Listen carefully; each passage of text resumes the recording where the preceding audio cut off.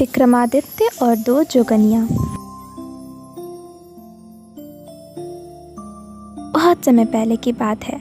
राजा विक्रमादित्य ने बड़े बड़े विद्वानों को अपने दरबार में मंत्रणा के लिए बुलाया और निमंत्रण के तौर पर उन्हें खूब सारा धन दान में दिया। जब राजा विक्रमादित्य का दरबार लगा था तो सभी विद्वान एक स्वर में बोलने लगे कि इस धरती पर महाराज विक्रमादित्य सबसे बड़े दानी हैं। वहीं महाराज ने एक ब्राह्मण को देखा जो शांत बैठा था। महाराज ने जब ब्राह्मण से उसके शांत होने का कारण पूछा तो ब्राह्मण ने कहा कि यदि राजा उसे अभय दान दे तो वह कुछ बोलने की हिम्मत करेगा। तब राजा ने उसे वचन दिया। इसके बाद ब्राह्मण ने कहा कि महाराज बेशक आप बहुत बड़े दानी हैं, लेकिन सबसे बड़े दानी नहीं हैं।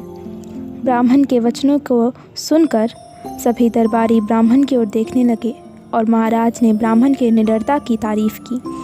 इसके बाद विक्रमादित्य ने पूछा कि तो फिर इस धरती पर सबसे बड़ा दानी कौन है? तब ब्राह्मण ने कहा कि समुद्र की दूसरी ओर बहुत संपन्न राज्य है जिसके राजा किरकितध्वज सबसे बड़े दानी हैं। वो रोजाना जब तक 1,00,000 स्वर्ण मुद्राएं दान नहीं करते तब तक वह कुछ भी ग्रहण नहीं करते।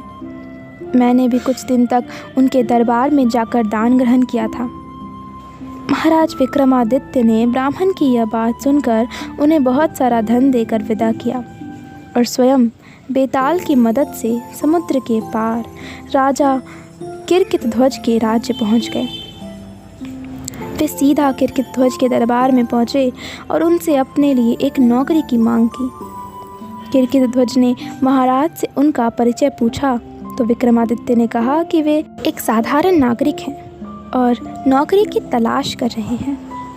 तब किरकितध्वज ने उनसे पूछा कि आप क्या काम कर सकते हैं? तब राजा विक्रमादित्य ने कहा कि जो काम कोई नहीं कर सकता वो मैं कर सकता हूँ। राजा किरकितध्वज ने महाराज की यह बात सुनकर उन्हें अंगरक्षक के रूप में नियुक्त कर दिया। महाराज ने देखा कि राजा किरकितध्वज सच में रोजाना 1,00,000 स्वर्ण मुद्राएं दान करता है, लेकिन इतनी स्वर्ण मुद्राएं राजा किरकितध्वज कहाँ से लाता है?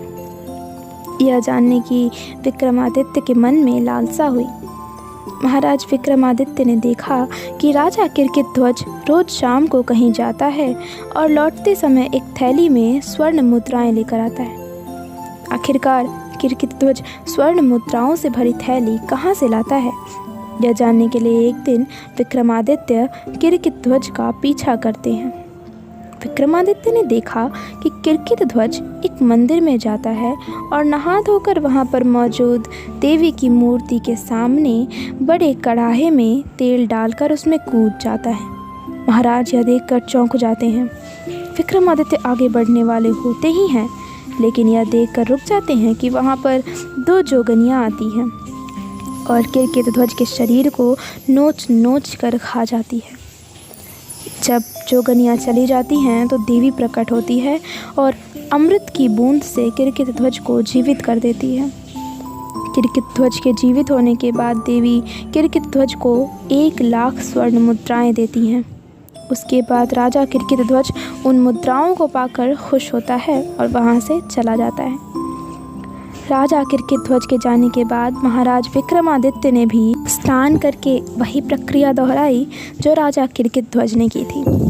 इसके बाद देवी ने प्रकट होकर महाराज विक्रमादित्य को भी जीवित कर दिया और उन्हें स्वर्ण मुद्राएं देनी चाहिए। लेकिन विक्रमादित्य ने यह कहकर मना कर दिया कि देवी की कृपा ही उनके लिए सब कुछ है। इस प्रकार से विक्रमादित्य ने 7 बार इस क्रिया को लगातार दोहराया और 7वीं बार देवी ने उनसे बहुत प्रसन्न होकर उन्हें वरदान मांगने के लिए कहा। तब महाराज ने देवी से उस थैले को मांग लिया जिसमें से वह 1,00,000 स्वर्ण मुद्राएं निकालकर किरकितध्वज को देती थी। देवी वह थैली महाराज विक्रमादित्य को दे देती हैं। इसके बाद पूरा मंदिर वहाँ से गायब हो जाता है। दूसरे दिन जब राजा किरकितध्वज वहाँ जाता है तो उसे वहाँ सिर्फ मैदान ही दिखाई देता है। मंदिर ना मिलने पर किरकितध्वज दुखी हो जाते हैं। वह सोचता है कि उसकी रोजाना 1,00,000 स्वर्ण मुद्राएं देने का नियम अब टूट जाएगा। इस विचार के साथ वह अपने महल वापस आ जाता है और उदास होकर बैठ जाता है। तभी विक्रमादित्य वहां पहुंच जाते हैं और किरकिध्वज से उनकी उदासी का कारण पूछते हैं। तब राजा किरकिध्वज उन्हें सारी बात बताते हैं। राजा किरकिध्वज की बात सुनकर महाराज विक्रमादित्य उनके हाथों में वह जादुई थैली रख देते हैं जो उन्होंने देवी से हासिल की थी। थैली को पाकर राजा किरकिध्वज को अपनी आंखों पर विश्वास नहीं हुआ और उन्होंने विक्रमादित्य से उनकी सच्चाई जाननी चाहिए और पूछा कि आखिर देवी की यह थैली उन्हें कैसे मिली।